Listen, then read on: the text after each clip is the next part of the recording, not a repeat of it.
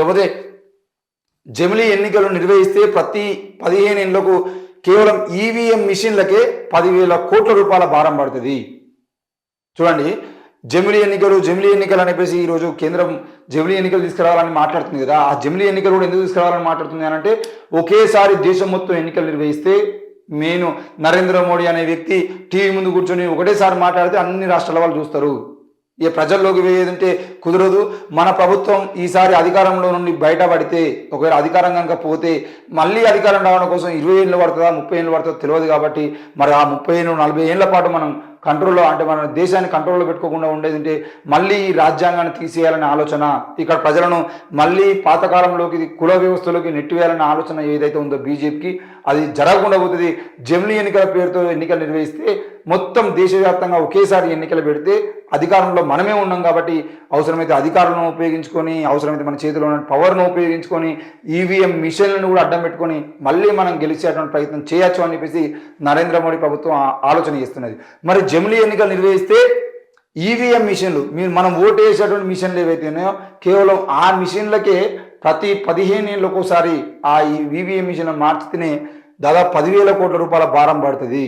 మరి ఆ 15 ఏళ్ళకు ఒకసారి 10,000 కోట్ల రూపాయలు పెట్టి మనం జమిలీ ఎన్నికలు పెట్టుకుందామా? లేదంటే ఇప్పుడు మహారాష్ట్రలో లేదంటే తెలంగాణలో 2 సార్లు ఒక దగ్గర ఎలక్షన్స్ అయినాయి అంటే ఆ ఈవీఎం మిషన్లు వాడుకొని మళ్ళీ నెక్స్ట్ టైం కర్ణాటకలో తమిళనాడు ఎలక్షన్ జరిగితే అక్కడికి ఈవీఎం మిషన్లు పంపిస్తారు. ఆ ఈవీఎం మిషన్లు ఇట్లా అవసరమైతే 10 సార్లు 5 ఏళ్లలో 6 నెలలకు దగ్గర 6 నెలలకు రాష్ట్రంలో ఎలక్షన్ జరిగితే ఇంకా బెటర్గా ఉంటాయి. ఎందుకనంటే కొన్ని ఈవీఎం మిషన్లు ఉన్నా కూడా 4 రాష్ట్రాల్లో జరిగితే 4 రాష్ట్రాలకు పంపించి అవే ఈవీఎం మిషన్లు తిప్పుకునేటువంటి అవకాశం ఉంటుంది. కానీ జమిలీ ఎన్నికలు జరిగితే దేశం మొత్తం ఎన్ని నియోజకవర్గాలు ఉంటాయి, ఎన్ని అసెంబ్లీ నియోజకవర్గాలు ఉంటాయి, ఎన్ని పోలింగ్ బూతులు ఉంటాయి, ఒక్కొక్క పోలింగ్ బూత్లో ఇప్పుడు మొన్న ఎమ్మెల్యే ఎలక్షన్లకు సంబంధించిన విషయంలో చూసింది, ఒక ఎమ్మెల్యే కాన్స్టిట్యూషన్లో దాదాపు 3 మిషన్లు అవసరం ఉన్నాయి. ఒక పోలింగ్ బూత్లో ఒక గ్రామంలో 4 పోలింగ్ బూతులు ఉన్నాయి. లేదంటే ఒక మండలంలో 100 పోలింగ్ బూతులు, ఒక నియోజకవర్గంలో 1000 పోలింగ్ బూతులు ఉన్నాయంటే ఆ 1000 పోలింగ్ బూతులు ఒక్కొక్క పోలింగ్ బూత్లో కనీసం 4 మిషన్లు అవసరం ఉన్నాయంటే దాదాపు 4,000 మిషన్లు అవసరం ఉంటాయి. ఇట్లా దేశం మొత్తం చూసుకున్నట్లయితే దేశం మొత్తం ఒకటేసారి ఎన్నికలు పెడితే మొత్తం ఢిల్లీ అంటే కన్యాకుమారి నుండి కాశ్మీర్ వరకు మొత్తం అన్ని గ్రామాల్లో పోలింగ్ బూత్లలో ఈవీఎం మిషన్లు రావాలంటే అయ్యేటువంటి ఖర్చు 10,000 కోట్ల రూపాయలు. మరి ఈ 10,000 కోట్ల రూపాయలు పెట్టి మేము జమిలీ ఎన్నికలు పెడతామనే ఆలోచన కన్నా ఈ 10,000 కోట్ల రూపాయలను ప్రజలకు మంచి కోసం ఉపయోగిస్తామనే ఆలోచన చేసుకోవడం బెటర్.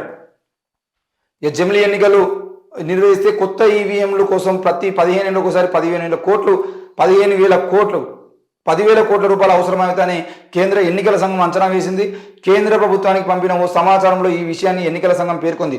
ఈవీఎంల జీవితకాలం 15 ఏళ్ళు అని, జమిలీ ఎన్నికలు నిర్వహిస్తే ఒక సెట్ ఈవీఎంలను 3 సార్లు ఎన్నికల్లో ఉపయోగించుకోవచ్చు అని తెలిపింది.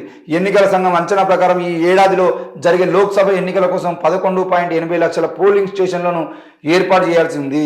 11.80 లక్షల పోలింగ్ స్టేషన్లు. ఇప్పుడు అర్థం చేసుకోండి, 11.80 లక్షలకు ఒక్కొక్క పోలింగ్ బూత్కు కనీసం 2 వేసుకున్నా కూడా దగ్గర 23 లక్షల పోలింగ్ బూతులు, 23 లక్షల పోలింగ్ ఈవీఎం మిషన్లు అవసరం ఉంటాయి.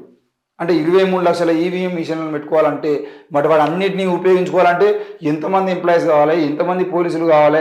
ఈరోజు తెలంగాణలో లేదంటే వేరే రాష్ట్రంలో ఎలక్షన్ జరుగుతున్నాయంటే కేంద్ర బలగాలను దింపుకుంటున్నారు. కేంద్ర బలగాలను అడ్డం పెట్టుకొని ఎక్కడ గొడవలు కాకుండా చూస్తున్నారు. మరి దేశం మొత్తం ఒకటేసారి ఎన్నికలు ఉండేది అంటే ఎంతమంది పోలీసులు ఉంటారు? ఏ పోలీస్ స్టేషన్ కాడగా మీరు కేంద్ర బలగాలను మనకు ఉన్నటువంటి కేంద్ర బలగాలు మొత్తం తీసుకొచ్చినా కూడా సరిపోతాయా? మరి అన్ని బలగాలను ఇక్కడ తీసుకొచ్చాయంటే ఆ బార్డర్లో ఎవరు కాపలా ఉంటారు? ఇట్లాంటి ఏ విషయం చూసుకున్నా కూడా జమిలీ ఎన్నికల వల్ల ఉపయోగం తక్కువే ఉంది. అవసరమైతే దానివల్ల ప్రమాదమే ఉంది తప్ప జమిలీ ఎన్నికల వల్ల ఉపయోగాలు తక్కువగా ఉన్నాయి. ఈ జమిలీ ఎన్నికలను ముందర పెట్టుకొని కేవలం బీజేపీ దేశవ్యాప్తంగా వాళ్ళు అనుకుంటున్న మెజారిటీ సీట్లు ఏవైతే ఉన్నాయో, అవసరమైతే 400 సీట్ల పైన మనం గెలవాలి అనే ఆలోచన ఏదైతే ఉందో, భారత రాజ్యాంగాన్ని మార్చాలనే కుట్ర ఏదైతే ఉందో దానికోసం మాత్రమే జమిలీ ఎన్నికలను ముందు తీసుకొస్తున్నా అనే విషయాన్ని మనం అర్థం చేసుకోవచ్చు.